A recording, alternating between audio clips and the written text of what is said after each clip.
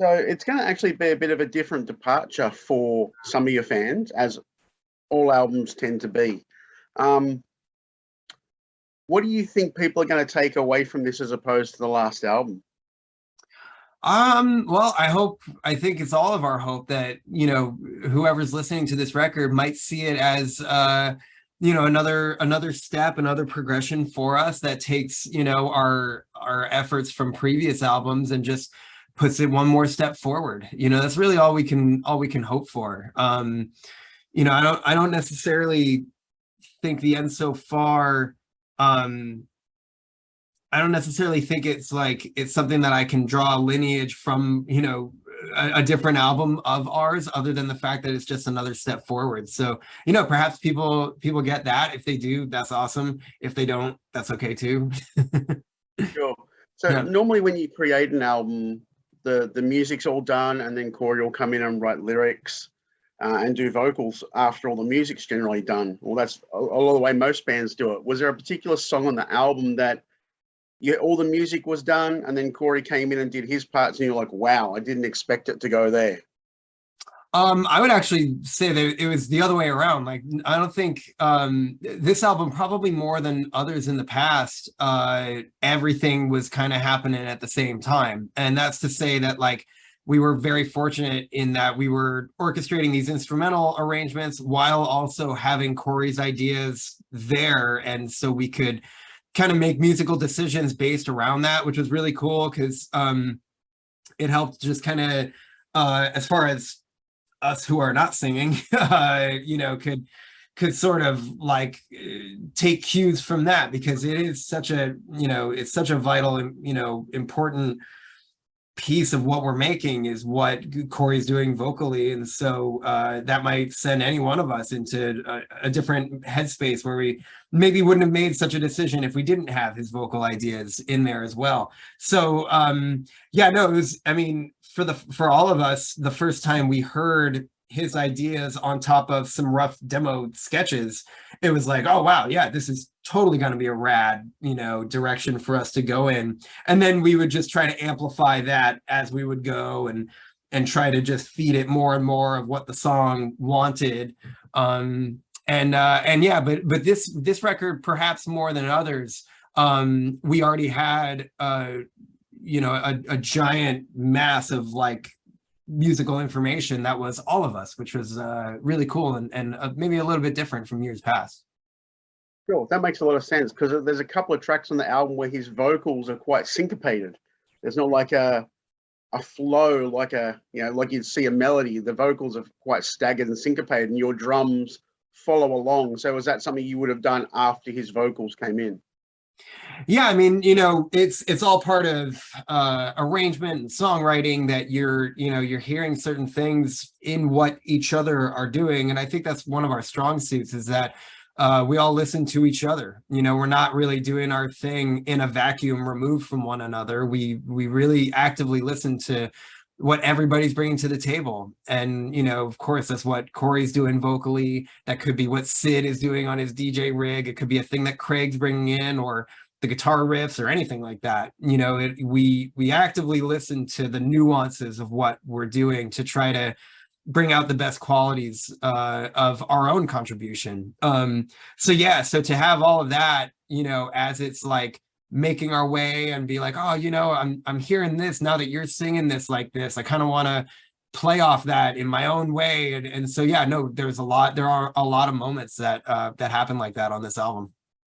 Yeah, a lot of your drumming goes through different styles on the album. Like, when you look at Adderall, the first song is very just simplistic, very just in the pocket. And then there's some tracks where it's almost jazz sort of playing. Was there a song where you really felt you had to go outside the box? Yeah, Adderall is actually Clown playing drums. I didn't even play drums on that song. Wow. That's Clown on drums. I mean, each song is different, and you have to approach it. I like kind of have laser focus on each song as we're making it, and I don't really necessarily think about them with each other. When we think about the songs and how they play with each other, it's kind of more in like a sequencing aspect of like, hey, here's all the songs that we just made. How do they flow, and what should go first, what should go last, and stuff like that. So I get kind of laser focused from song to song because there's already so much to focus on within just one song. But there was, there's definitely some different stuff that's like maybe a step in a different direction than we'd ever gone before. A song like Acidic is certainly like that, where it's got, it gets into the stoner rock influences that we have that we've never really kind of addressed. We've never really gone there. And so the fact that we've gone there, that's super exciting to us. What else is there? And then there are things that kind of are in more of your traditional Slipknot wheelhouse, like the Chapeltown Rag or the Dying Song, Hive Mind, Warranty. Those kind of are, that's what we do. That's like our comfort zone. But then there's also plenty of experimentation that got us out of our comfort zone. And it's a great opportunity for us to celebrate our very diverse influences. And that makes for, pushing Slipknot into directions that we've never been before, which is ultimately for us, that's kind of the goal. Yeah. How do you keep yourself healthy, body and mind, while you're on the road? Oh, just try to be a healthy person. That's really all there is to it. I hydrate a lot. I drink a lot of water on tour. And I try to get as much rest as I can and just treat my body the way I know it needs to be treated, because I can't be beating it up and doing things that are gonna, make me slow down or be tired or whatever. Slipknot's difficult enough as it is. I don't need to put my body through unnecessary tribulation, so just eat the right things, drink the right things, get enough sleep, do the same thing over and over and over and over again. It's kind of what it is. It's like I find what works for me, and I kind of have my daily rituals and what have you that I do pretty much every day. I'm pretty predictable when it's on tour, because you have to perform every night, and you have to bring it 100% every night. So for me, it's kind of like I settle into what I know works for me, and then every night it's just execution. Okay, so Slipknot, they're wild, they're weird, they're all of it, but a lot of that comes from the fans. So in your time in the band, what's the wildest thing you've seen? What's the weirdest thing you've seen from the fans? I think some of the wildest stuff that I've been able to see, like from the stage, is like quite dangerous stuff, like having like giant road flares in the middle of a circle pit. Like you watch that and you're like, oh my God, like don't hurt yourselves or hurt other people. So stuff like that, like stuff gets out of hand and you can't control that, because that's like emotion that we're also kind of helping stir up. So we kind of feel like we're not responsible for it, because everybody's responsible for their own actions, but also like we feed into the frenzy. We know our music isn't just, easy listening. It's definitely like, it's with a purpose to kind of stir shit up. But I don't know. As far as I've been able to kind of gather from our audience, like our audience is very passionate about what we do and how they kind of also fit into it, because it's a reaction. When we play live, it's not just us, it's us and them. And so that's huge, and that informs where we go creatively for sure. I don't think taking anybody's opinion of like, oh, people want us to make a record like this, like we don't really think about it in those terms, but we definitely, think about the ways that we feel live. Like, oh man, when we play Heretic live, it just goes off. Like that's quite exciting for us.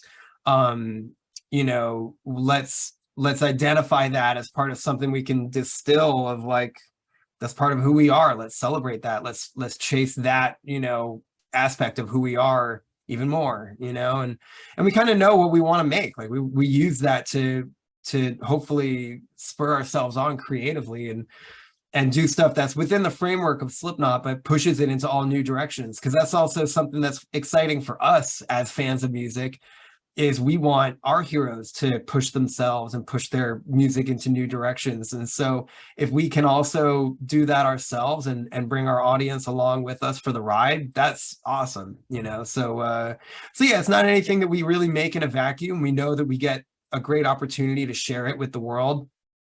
I don't know, besides shows being wild and crazy. I don't know if I've ever really seen anything that's that remarkably crazy. You know, I've met a lot of really friendly people all around the world who are into what we do, and that's awesome. And yeah, that's kind of it to me.